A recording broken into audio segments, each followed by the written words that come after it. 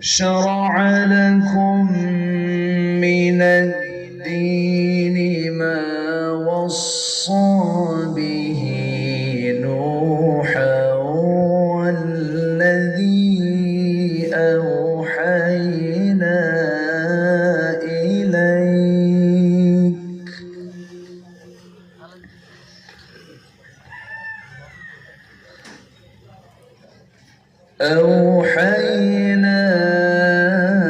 إليك وما وصينا به إبراهيم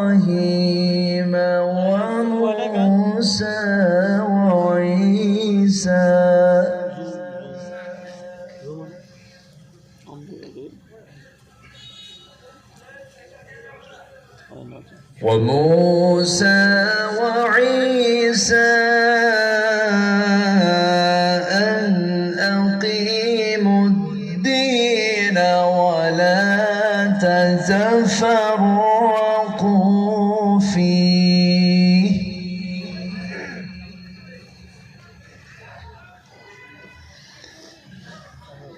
كبر على المشركين ما تدعوهم إليه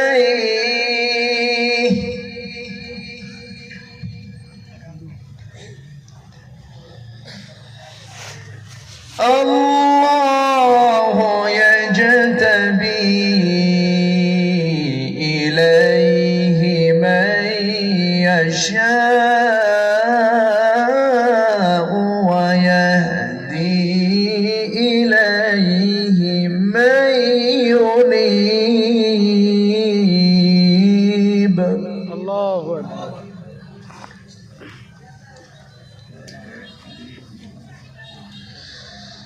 الله أكبر بسم الله الرحمن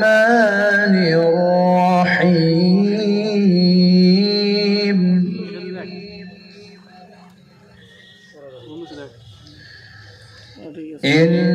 إن الله وملائكته يصلون على النبي يا أيها الذين آمنوا صلوا عليه وسلموا تسليما اللهم صل على سيدنا مولانا محمد وعلى آل سيدنا مولانا একটু মোহাম্মত দিয়ে নবীর প্রেমে মাতোয়ারা হয়ে জবান খুলে আওয়াজ দিয়ে সবাই বলুন আল্লাহুম্মা صل على سيدنا مولانا وعلى آل سيدنا مولانا সবাই বলুন বালাগাল উলা বিকামালিহি كشف الدجى بجماله حسنت جميع خصاله صلوا عليه سورة يوسف بداري حكمة لقمان ما قارئ قرآن باری یہ دل صادمان ما بلغ العلا بجماله كشف الدجى بجماله حسنت جميع خصاله صلوا عليه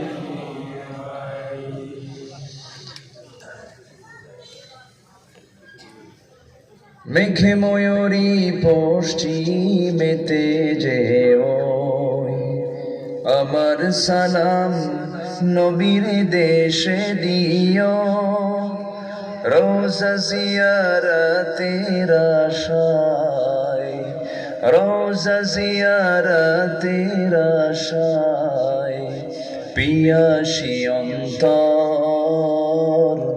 যেথায় আমার প্রিয় রসূল ঘুমান নিরন্তর যেথায় আমার প্রিয় নবী ঘুমান নিরন্তর সবাই বলি সাল্লাল্লাহু আলাইহি عليه ওয়াসাল্লাম। وسلم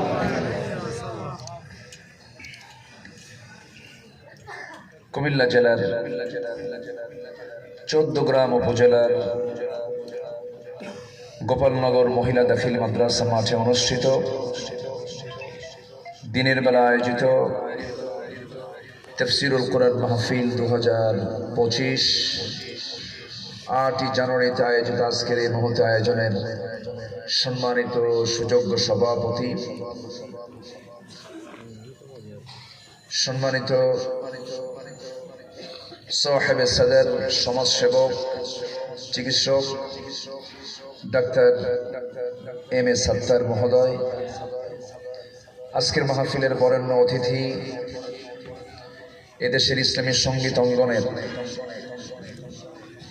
সুর সম্রাট, গীতিকার, সুরকার, আমার অত্যন্ত কাছের ভাই শিল্পী মশিউর রহমান হাফিজাহুল্লাহ, আজকের মাহফিলের বরেণ্য অতিথি, আমার অত্যন্ত কাছের নন্দিত আলেমে দ্বীন, এই কুমিল্লারই কৃতি সন্তান মুহাদ্দিস রফিকুল্লাহ আফসারী হাফিজাহুল্লাহ, উপস্থিত হাজারাত উলামায়ে কেরাম, ফোদালায়ে ইজাম, সুশীল সমাজ, জাতির শ্রেষ্ঠ সন্তান, শিক্ষক মণ্ডলী, জাতির বিবেক, সাংবাদিক বৃন্দ, প্রশাসনের দায়িত্ব নিয়োজিত কর্মকর্তা বৃন্দ, সামনে উপস্থিত, দূরে কাছের বিভিন্ন স্থান থেকে ছুটে আসা কালেমার ঝান্ডাবাহী, তাওহীদের পতাকাবাহী, দ্বীন ইসলামের নরসারদুল বীর মুজাহিদ, প্রাণ প্রিয় সম্মানিত দ্বীনি ভাইরা, আড়ালে বসে আছেন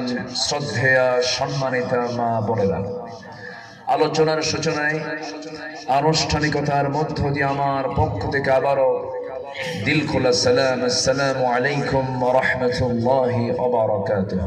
ওয়ালাইকুম সালাম রহমতুল্লাহি ওয়া বারাকাতুহু। সবাই কেমন আছেন? আলহামদুলিল্লাহ। আমাকে প্রশ্ন করলেন, জি আল্লাহ তাআলা তো আমাকে আপনার সাথেই রেখেছেন, এখানেই তো বসে আছি, বলি আলহামদুলিল্লাহ। আলহামদুলিল্লাহ। আমরা একটা অনুকূল পরিবেশ পেয়েছি, এই পরিবেশ ছিল না, হয়তো এই পথ চেঞ্জ না হলে এই আজকের এই মাহফিলই হতো না। কারণ মাহফিলের জন্য যত শর্ত আর যত কন্ডিশন বেঁধে দিয়েছিল বিগত 16 বছর, থানায় যাও, থানায় হবে না, এসপি অফিসে যাও, সেখানে হবে না, ডিসি অফিসে যাও, এত রেস্ট্রিকশন দিয়েছিল মাহফিলের উপরে। আল্লাহ তাআলা এমন একটা পথ, এমন একটা পরিবেশ তৈরি করে দিলেন, কমিটির যে সময় থানায় যেতে যেতে তাদের জুতার তলা ক্ষয় হয়ে যেত, ঠিক সেই সময় এখন আল্লাহ তাআলা এমন একটা পরিবেশ তৈরি করে দিয়েছেন, সেই অঞ্চলেই, সেই জনপদেই এখন উল্টা, এখন থানায় ফোন দিয়ে বলে কিছু লাগবে কি। এই যে একটা পরিবেশ তৈরি করে দিয়েছেন, তিনি আমার কে? আল্লাহ। সেই মহান রবের শানে বলছি আলহামদুলিল্লাহ। আলহামদুলিল্লাহ। আবারও বলছি আলহামদুলিল্লাহ। আলহামদুলিল্লাহ। চিৎকার মেরে বলছি আল্লাহুম্মা আল্লাহুম্মা ইন্নী আসআলুকা আল হুদা আল-হুদা ওয়াত-তুকা ওয়াত-তুকা ওয়াল-আফাফ ওয়াল-আফাফা ওয়াল-গিনা। ওয়াল-গিনা। সবাই বলি আল্লাহুম্মা আল্লাহুম্মা আইন্নি আইন্নি على على ذكرك ذكرك وشكرك وشكرك وحسن وحسن عبادتك عبادتك আমরা আল্লাহ তাআলার শুকর আদায় করে নিলাম। আমি আলোচনার সূচনায় কোরআনে কারীমের গুরুত্বপূর্ণ একটি সূরা, যে সূরার নাম হলো পরামর্শ। সূরার নাম কি? পরামর্শ। সূরাতুশ শুরা থেকে আমি শুধু একটা আয়াত আমি তেলাওয়াত করেছি। এই আয়াতকে সামনে রেখে কিছু কথা আমি বলতে চাচ্ছি। ওয়ামা তাওফীকি ইল্লা ইল্লা বিল্লাহ আলাইহি তাওয়াক্কালতু ওয়া ইলাইহি উনীব। সম্মানিত ভাইয়েরা, এই পৃথিবীর যিনি প্রথম মানুষ ছিলেন, আল্লাহ তাআলা যাকে পাঠিয়েছেন, তিনি হচ্ছেন আমাদের সবার পিতা। কে বলেন তো? তিনি কি নবী ছিলেন না? তাহলে আমরা কার সন্তান? নবীর সন্তান। আমরা কার সন্তান বলেন? নবীর সন্তান। আমাদের নাম কি কম? আমাদের বাপ নবী ছিলেন। আমাদের বাপ কি ছিলেন? নবী। নবী ছিলেন। আদম আলাইহিস সালাম যেদিন দুনিয়াতে এসেছেন, সেই দিনই দিন এসেছে, ইসলাম এসেছে। ইসলাম ছাড়া পৃথিবীতে আর কোনো দিন আসে না। নাই। যা দিন আছে এগুলো আল্লাহর কাছে গ্রহণীয় নয়। আমি যে আয়াত তেলাওয়াত করেছি, এই আয়াত আল্লাহ পাক এটাই স্পষ্ট করে দিয়েছেন। আদম থেকে নিয়ে রাসূল পর্যন্ত যত রাসূল নবী দুনিয়াতে এসেছেন, সবার দিন একটাই ছিল, তার নাম হলো ইসলাম। তার নাম কি? ইসলাম। ইসলাম। অনেকে বলে আমাদের সনাতন ধর্ম, এটা আমাদের পুরাতন ধর্ম, এই ওই দিস এন্ড দ্যাট যা বলে এটা কল্পনা প্রসূত কথা। পৃথিবীতে দিন একটাই, যা আদম থেকে শুরু করে রাসূল পর্যন্ত এবং কিয়ামত পর্যন্ত দিন একটাই থেকে যাবে। ইন্নাদ দীনা ইনদাল্লাহিল ইসলাম। সম্মানিত ভাইয়েরা, সেই ইসলাম কি শুধু কাগজে থাকবে, শুধু বইয়ে থাকবে, শুধু মসজিদে থাকবে, না সব জায়গায় থাকা দরকার? ইসলাম কি অপূর্ণাঙ্গ? বলতে ইসলাম কি অপূর্ণাঙ্গ না পূর্ণাঙ্গ? পূর্ণাঙ্গ। কোনো ব্যর্থতা আছে? কোনো অপরিপক্কতা আছে? কোনো অপূর্ণতা আছে? কোনো ব্যর্থতা আছে? কোনো অযোগ্যতা আছে? কিন্তু ইসলামকে আমরা নির্দিষ্ট একটা সীমিত জায়গার মধ্যে আমরা রাখার একটা মহল অপচেষ্টা করছি। অথচ তিনি মুসলিম, অথচ তিনি মুসলিম হয়ে ইসলামকে একটা সীমিত জায়গার ভিতরে, সীমিত গণ্ডির মধ্যে রাখতে চাচ্ছেন তারা। ধরুন, মসজিদ প্রবলেম নাই, মাদ্রাসা প্রবলেম নাই, দান সদকা প্রবলেম নাই, এতিমখানা প্রবলেম নাই। কিন্তু যখন বলা হচ্ছে ইসলাম দিয়ে ক্যান্টনমেন্ট চলবে, ইসলাম দিয়ে সচিবালয় চলবে, ইসলাম দিয়ে প্রশাসন চলবে, ইসলাম দিয়ে অ্যাডমিনিস্ট্রেশন চলবে, এই জাতীয় কথা যখন বলা হয়, তখন একটা মহল তারা এমন ভাবে অপপ্রচার চালায়, যারাই এগুলো চাচ্ছে তাদেরকে বলা হচ্ছে মৌলবাদী। গোটা পৃথিবী জুড়েই কিন্তু একই স্লোগান, কট্টরপন্থী, উগ্রবাদী।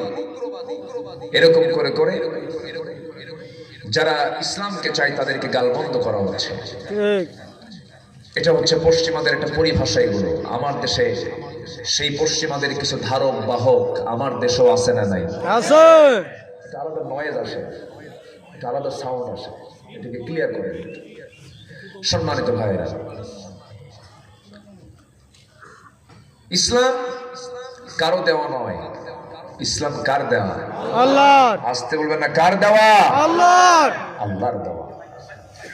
আল্লাহ রাব্বুল আলামিন সুন্দর করে বলছেন, شرع لكم من الدين ما وصى به نوحا والذي أوحينا إليك وما وصينا به إبراهيم وموسى وعيسى أن أقيموا الدين ولا تتفرقوا فيه كبر على المشركين ما تدعوهم إليه আল্লাহু ইয়াজতাবি ইলাইহি মান ইয়াশাউ ওয়া ইয়াহদি ইলাইহি মান ইউনিব। জোরে বলুন আল্লাহু আকবার। আল্লাহু আকবার। তিনি তোমাদের জন্য সেই দিন নির্ধারণ করেছেন যার নির্দেশ দিয়েছিলেন নূহকে, যা আমি তোমার প্রতি ওহী করেছি হে রাসূল, যার নির্দেশ দিয়েছিলাম ইব্রাহিম, মূসা এবং ঈসা আলাইহিস সালামকে এই মর্মে যে তোমরা দিন প্রতিষ্ঠিত করো, কিন্তু দিন কায়েমে চুল পরিমাণ কোনো মত পার্থক্য সৃষ্টি করো না। কার কথা? আল্লাহর। আসতে বলবেন না, কার কথা? আল্লাহর। তোমরা যাকে আহ্বান জানাচ্ছ তা মুশরিকদের জন্য ভারী মনে হয়। আল্লাহ যাকে চান তাকে মনোনীত করেন, যাকে চান তাকে হেদায়েত দেন। হেদায়েতের মাপকাঠি একমাত্র কে চালান? আল্লাহ। হেদায়েতের মালিক কে বলেন? আল্লাহ। আল্লাহ। আমার বন্ধুগণ, আল্লাহ রাব্বুল আলামিন নামাজ কায়েমের কথা বলেছেন, যাকাতের কথা বলেছেন, বহু জায়গায় বলেছেন, কিন্তু ওয়ালা তাফাররাকু বলেন নাই। কিন্তু আল্লাহ রাব্বুল আলামিন আকিমুদ্দিন শব্দটা যেখানে নিয়ে এসেছেন, আল্লাহ পাক সেই জায়গায় বান্দাকে সতর্ক করে দিচ্ছেন, দিন কায়েমের সংগ্রামে কিন্তু মতপার্থক্য সৃষ্টি হতে পারে, সাবধান। ওয়ালা তাতাফাররাকু ফি, দিন কায়েমের সংগ্রামে যেন মতপার্থক্য সৃষ্টি না হয়, সাবধান করে দিচ্ছেন তিনি। আমার কে? আল্লাহ। আল্লাহ পাক।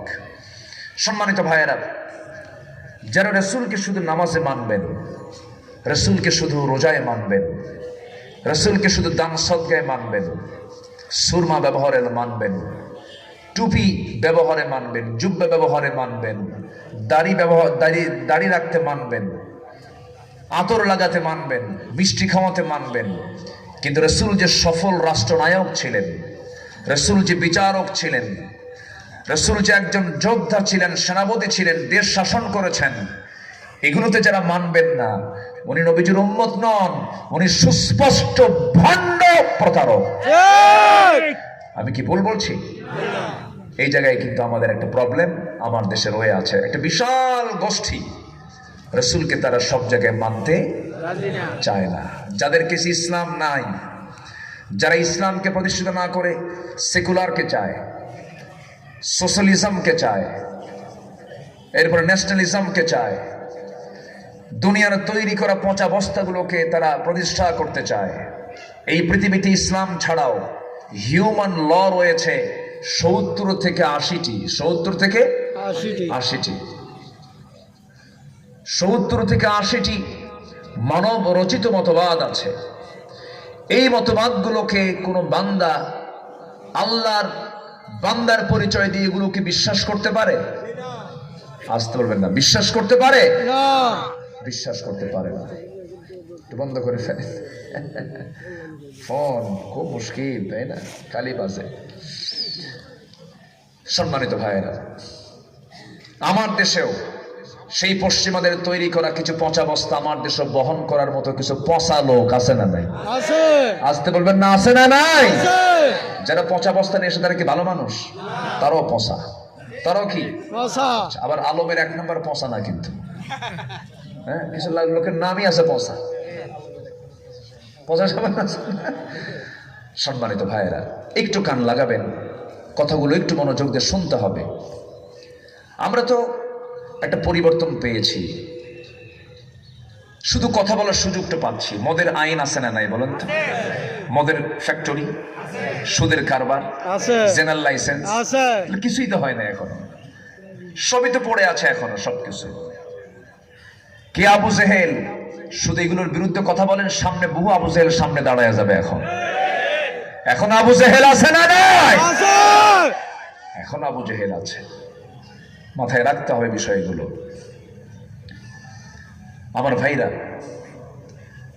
ইসলাম আল্লাহ পাক কিয়ামত পর্যন্ত ব্যালেন্স করে দিয়েছেন। এটা এমন একটি দিনের নাম, এমন একটি বিধানের নাম, কিয়ামত পর্যন্ত এটাকে চেঞ্জ করার কোনো দরকার হবে না। জোরে বলি আল্লাহু আকবার, আল্লাহু আকবার, জোরে বলি আল্লাহু আকবার, আল্লাহু আকবার। যে কোরআন নিয়ে আমরা বসে আছি, এই কোরআন এমন কিছু তথ্য দিয়েছে, কিয়ামত পর্যন্ত বিজ্ঞান সায়েন্স এর কাছে ভিক্ষুকের মতো বসে থাকবে। ঠিক। কিয়ামত পর্যন্ত গবেষণা ফুরাবে না। প্রথম যে আয়াত আল্লাহ পাক নাজিল করেছেন জাবেলের নূরে, বলুন তো কোন আয়াত? হ্যাঁ, ইকরা, পড়ো। কার নামে? আল্লাহর নামে। বলেন কার নামে? আল্লাহর নামে। আল্লাহর নামে পড়ো। আল্লাহ রাব্বুল আলামিন বলেন, ইকরা বিসমি রাব্বিকাল্লাযী খালাক, খালাকাল ইনসানা মিন আলাক। মানুষকে সৃষ্টি করেছেন ঝুলন্ত করে, জমাট রক্ত, জোকের মতো। যা কিসের মতো? জোকের মতো ঝুলন্ত। আলাক মানে ঝুলন্ত বলা যায়। দেখেন, প্রথম যে আয়াত আল্লাহ পাক 5টা নাজিল করেছেন সম্পূর্ণ এমব্রায়োলজির উপরে, ভ্রণ তথ্য নিয়ে আল্লাহ পাক নিজের পরিচয়টাকে ফাইন্ড আউট করেছেন। যদি বলি আল্লাহু আকবার। আল্লাহু আকবার। কোরআনের প্রথম আয়াতগুলোই হলো সায়েন্সের আয়াত। কোরআন তো শুধু ধর্মের কিতাব নয়, কোরআন শুধু ধর্মীয় কিতাব হয়ে নাজিল হয়নি। রামায়ণ, মহাভারত, গীতা, অন্যান্য যে ধর্মগ্রন্থগুলো আছে এগুলোকে আপনি ধর্মগ্রন্থ বলতে পারেন, শুধু ধর্মগ্রন্থ। কোরআনকে শুধু ধর্মগ্রন্থ বললে ভুল হবে, এটা আইন এবং প্রশাসনের চলন্ত বিশ্বকোষ বলা যায়। সূরা ইয়াসিনের শুরুতেই হলো ইয়াসিন ওয়াল কুরআনিল হাকীম। কোরআন হলো বিজ্ঞানময় কিতাব। আল্লাহু আকবার। আল্লাহু আকবার। নবমণ্ডল নিয়ে কথা বলেছেন আল্লাহ পাক সূরা ইয়াসিনে, ভূমণ্ডল নিয়ে কথা বলেছেন, মেটেরোলজিক্যাল সায়েন্স নিয়ে, আবহাওয়া বিজ্ঞান নিয়ে কোরআন কথা বলেছে। আল্লাহু আকবার বলে। এই যে আকাশে মেঘ, এই মেঘকে সৃষ্টি করেছেন আল্লাহ। আসতে বলেন, কে সৃষ্টি করেছেন? আল্লাহ। আল্লাহ সৃষ্টি করেছেন। এই মেঘ নিয়ে রহস্য ছিল যুগের পর যুগ, শতাব্দীর পর শতাব্দী, ফায়সালা হয়নি। 19-20 শতকে এসে একটা ফায়সালা হলো। সেই ফায়সালা বিজ্ঞান রহস্যটা তারা উন্মোচন করেছে বটে, কিন্তু যে তথ্যগুলো দিয়েছে সব কোরআন থেকে ধার করে নেওয়া। একটু পরে আসতেছি। তো আমি যেটা বলতেছিলাম এমব্রায়োলজির উপরে, যেটা ভ্রণ তথ্য, এই ভ্রণ তথ্য নিয়ে পৃথিবীতে বহু গবেষণা হয়েছে। একজন বড় কানাডার একজন ভ্রণ তত্ত্ববিদ, বিশ্ববিখ্যাত ভ্রণ তত্ত্ববিদ ডাক্তার কেইট মুর, তিনি এই ভ্রণ তথ্য নিয়ে অনেক গবেষণা করেছেন। কিন্তু তার কাছে যখন একটা আয়াত আসলো, খালাকাল ইনসানা মিন আলাক, মানুষকে সৃষ্টি করা হয়েছে রক্তের পিণ্ড থেকে, জমাট রক্তের পিণ্ড থেকে, যা চোখের মতো, যে ঝুলন্ত। এই আলাককে, এই শব্দটাকে, এটাকে কাদার পিণ্ড বলা যায়। এটাকে উনি রিসার্চে নিলেন, যেটা কেমন করে উনি জানতেন না এই বিষয়টা। তো ভ্রণটা চোখের মতো দেখা যায় কিনা উনি এটাকে গভীরভাবে গবেষণা করতে নিয়ে অনুবীক্ষণ যন্ত্র দিয়ে, মাইক্রোস্কোপ যন্ত্র দিয়ে উনি এটাকে গভীর গবেষণায় নিয়ে আসলেন। শেষ পর্যন্ত উনি বুঝলেন যে এটা তো দেখতে চোখের মতোই দেখা যায়। কোরআন কত আগে এই তথ্যটা বলে দিয়েছে। সুবহানাল্লাহ। জোরে বলেন সুবহানাল্লাহ। সুবহানাল্লাহ। 1982 সালের দিকে এসে দ্য ডেভেলপিং হিউম্যান নামে পুনরায় একটি বই তিনি বের করেন। সে বইয়ের মধ্যে তিনি রেকর্ড করতে বাধ্য হন, আমি তথ্য পেয়েছি কোরআনে কারীমের সূরা আলাক থেকে। সম্মানিত ভাইয়েরা, সম্মানিত বন্ধুগণ, এরকম করে একটা দুইটা তথ্য নয়। এই যে আজকে আকাশ ছেয়ে আছে, আমরা সূর্য দেখতে পাচ্ছি না, কিছু কিছু জায়গায় মেঘ, বৃষ্টি হচ্ছে। এই যে আল্লাহ পাক আকাশে মেঘ জমা করেন, এটা কার পরিকল্পনা? আসতে বলবেন না, কার পরিকল্পনা? আল্লাহর। আল্লাহর পরিকল্পনা। আল্লাহু আকবার। এই মেঘ, এর ওজন আছে না নাই? ওজনও আছে। আমি কাতার থেকে আসতেছিলাম 2 বছর আগে, তো মেঘের উপরে বিমান চলছে, বিশাল এই মেঘমালার স্তূপ দেখে ভাবলাম, আল্লাহ, এগুলোর কি ওজন আছে নাকি? আমি জানতাম না।